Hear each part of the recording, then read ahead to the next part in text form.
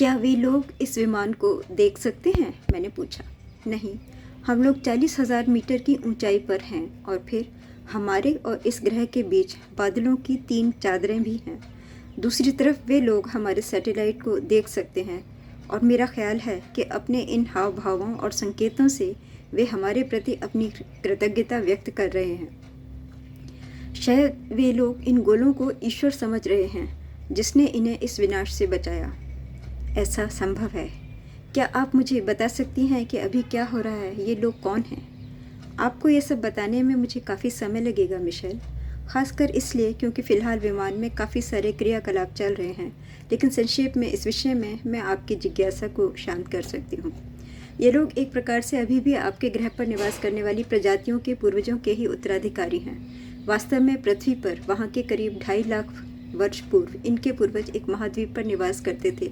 उनका विकास और सभ्यता बहुत अधिक विकसित हो चुका था और आपस में उन सब के बीच मजबूत राजनीतिक मतभेद खड़े हो चुके थे, जिसके कारण अंत में उन्होंने अपने को ही नष्ट कर दिया, करीब 150 साल पहले परमाणुओं से। क्या आपका मतलब न्यूक्लियर वॉर से है? जी हाँ, एक चेन रिएक्शन के तहत हम लोग समय समय पर यहाँ पर इसलिए नमूने लेने आते हैं जिससे हम इस तथ्य का अध्ययन कर सकें कि यहाँ पर किस क्षेत्र में कब किस प्रकार के रेडिएशन व्याप्त हैं। कभी कभी, जैसा कि अभी कुछ माह पहले हमने उनकी मदद की थी, लेकिन अभी जो कुछ आपने उनके लिए किया, इससे तो वे आपको साक्षात ईश्वर ही समझते होंगे। तो मुस्कुराने लगी और सहमति में उसने सिर हिलाया। आह, ज़रूर, पक्का ऐसा ही होगा मिशेल। वे हमें भगवान ही मानते हैं, उसी तरह जिस प्रकार से आपके कुछ पूर्वज हमें भगवान मानते थे।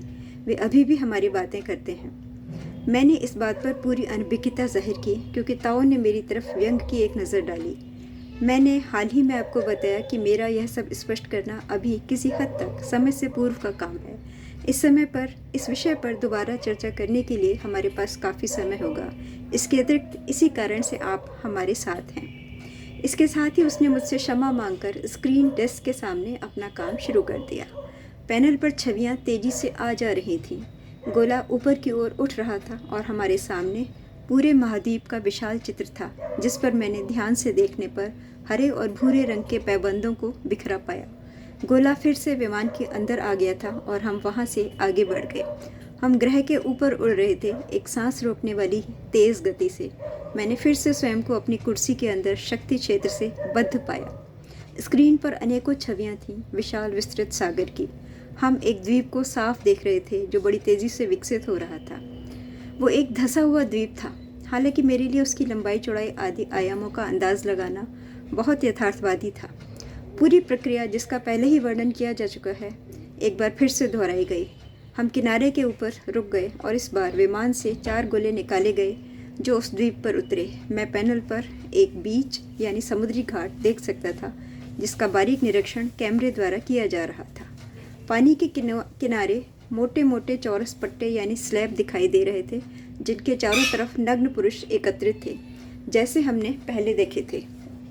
ऐसा लग रहा था कि उन्होंने हमारे विमान द्वारा नीचे उतारे गए गोलों की तरफ ध्यान नहीं दिया था, और मेरा मानना था कि इस बार वे काफ़ी अधिक ऊंचाई पर थे, बावजूद इसके कि हमारे पास लगातार सूक्ष्म से सूक्ष्म छवियां आ रही थीं। पैनल पर हम देख रहे थे कि वे पुरुष एक स्लैब को उठाकर पानी की लहरों में धकेल रहे थे। स्लैब तैर रहा था जैसे कि वह किसी कॉर्क का बना हुआ हो। वे पुरुष उसके ऊपर बैठ गए और उन्होंने बड़े बड़े चप्पू या पतवार आदि पकड़ लिए और अपनी उस नौका को समुद्र के पानी में आगे बढ़ा दिया। जब वे किनारे से काफ़ी दूर पहुंच गए तो उन्होंने मछली पकड़ने का जाल फेंका, और मेरे आश्चर्य की सीमा नहीं रही जब मैंने तुरंत ही उन्हें एक बहुत बड़ी मछली के साथ जाल समेटते हुए देखा। ये सब इतना उत्तेजक और रोचक था कि किस तरह ये पुरुष अपना जीवन यापन कर रहे थे और हम जैसे उनकी मदद करने के लिए ईश्वर ही हों। मैंने अपने आप को फोर्स फील्ड से मुक्त कर दिया था और मैं अपने आप उठकर स्क्रीनों पर जाकर और तस्वीरें देखना चाह रहा था। जैसे ही मैं अपनी कुर्सी से उठने जा रहा था, मुझे एक आदेश प्राप्त हुआ जो बिना किसी ध्वनि का था। वहीं रहो जहाँ हो मिशेल। मैं स्तंभित था। ऐसा लगा कि वो स्वर मुझे अपने मस्तिष्क के अंदर ही ताओ की दिशा से सुनाई दिया था। ताओ मुझे देखकर मुस्कुरा रही थी। मैंने कुछ करने का निश्चय किया और जितना गहरा सोच सकता था सोचने लगा। टेलीपैथी अद्भुत है ना ताओ? अवश्य ही, उसने उसी अंदाज में कहा। यह अद्भुत है क्या आप मुझे बता सकती हैं कि नीचे वहाँ इस समय कितना तापमान होगा? उसने अपनी डेस्क पर आंकड़े देखे। आपके अनुसार 28 डिग्री सेल्सियस। दिन चढ़ने तक औसत तापमान 38 डिग्री तक हो जाएगा। मैंने अपने आप से कहा कि अब मैं मूक और बधिर व्यक्ति की तरह था। मैं ताऊ से काफ़ी सरल तरह से वार्तालाप कर सकता था, ठीक जिस सरल और सहज तरीके से मैं उसके शब्दों के द्वारा वार्तालाप कर सकता था। बिल्कुल ठीक मेरे मित्र। मैंने कुछ हैरानी से ताऊ पर नज़र डाली। मैं अपने मन ही मन विचार विमर्श कर रहा था, पर उसने मेरे विचारों को बीच में ही पकड़ लिया था। मैं इस पर थोड़ा आहत अनुभव कर रहा था। उसने मेरी तरफ एक बड़ी मुस्कान फेंकी। चिंता मत करो मिशेल, मैं तो केवल यूं ही थोड़ा आमोद प्रमोद कर रही थी, और अनुरोध करती हूँ कि आप मुझे क्षमा कर दें। सामान्यतः मैं केवल आपके विचारों को पढ़ती हूँ, केवल जब आप कोई प्रश्न पूछते हैं। मैं केवल ये दिखाना चाहती थी कि इस अवस्था में और क्या क्या संभव है। मैं दोबारा ऐसा नहीं करूँगी। मैंने उसकी मुस्कान का प्रत्युत्तर दिया और फिर से अपना ध्यान पैनल पर केंद्रित कर दिया। वहाँ मुझे बीच पर एक गोला दिखाई दे रहा था, जिसके निकट पुरुषों का एक समूह था जो गोले की उपस्थिति से अनजान लग रहा था। गोला रेत के नमूने उस समूह से करीब 10 मीटर की दूरी पर एकत्र कर रहा था।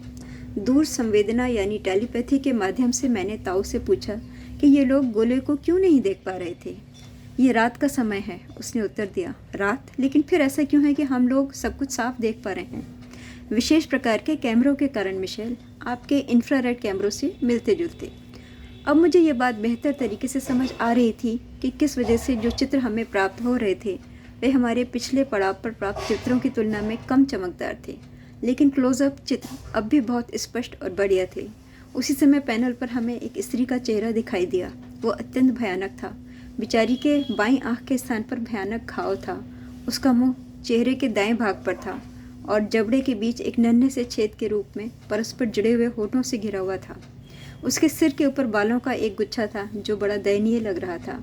अब हमें उसका वक्षस्थल भी दिख रहा था। वो बहुत सुंदर लग सकता था यदि उनमें से एक के किनारे मवाद और पीप से भरा जख्म ना होता तो।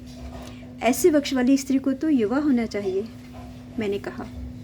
कंप्यूटर के अनुसार उसकी आयु 19 वर्ष की है। रेडिएशन से? बेशक। और लोग भी दिखे जिनमें से कुछ बिल्कुल सामान्य लग रहे थे। उनमें ऐसे पुरुष भी थे जिनके शरीर खिलाड़ियों वाले और पुष्ट थे, और जो करीब 20 से ऊपर की आयु के लग रहे थे। सबसे बड़े की आयु कितनी होगी, आप बता सकती हैं? फिलहाल हमारे पास 38 से अधिक आयु के किसी व्यक्ति का कोई आंकड़ा नहीं है, और इस ग्रह पर एक साल में 295 दिन होते हैं, जिसका एक दिन 27 घंटे का होता है। अब अगर आप स्क्रीन पर नज़र डालें तो देख सकते हैं कि उस आकर्षक और युवा खिलाड़ी जैसे पुरुष के गुप्तांग किस प्रकार के हैं। जैसा कि आप ध्यान से देखने पर पाएंगे, उसके गुप्तांग पूरी तरह क्षीण यानी एट्रोफाइड हैं। अपने पिछले अभियानों के दौरान हमने पाया है कि यहाँ बहुत थोड़े से पुरुष बचे थे जो संतान उत्पत्ति के योग्य थे, पर फिर भी यहाँ बहुत सारे बच्चे दिखाई दे रहे हैं। ये सभी वंशों की स्वाभाविक प्रवृत्ति है कि वे जितना अधिक हो सके उतना अधिक संतान उत्पादन अपने वंश की रक्षा के लिए करते हैं। अतः इसका स्पष्ट समाधान यही होगा कि संतान उत्पत्ति के योग्य पुरुष स्टेट अर्थात पौरुषयुक्त हों। ये पुरुष उनमें से ही एक होगा, मेरा ऐसा विचार है। वास्तव में कैमरा अब एक 30 वर्ष की आयु के पुरुष को दिखा रहा था, जो निश्चित रूप से संतान उत्पत्ति के सर्वथा योग्य लग रहा था। हम देख रहे थे कि बहुत से बच्चे आगे के छोटे छोटे स्थान जिन पर खाना पकाया जा रहा था उसके आसपास आ जा रहे थे। आग के चारों तरफ बैठे हुए स्त्री पुरुष पके हुए भोजन के ग्रास लेकर बच्चों के साथ बांटकर खा रहे थे। आग संभवतः लकड़ी के जलने से चल रही थी, और मैं पूरे विश्वास से ऐसा नहीं कह सकता था। आग में जलने वाले ईंधन की आकृति पत्थर के समान लग रही थी।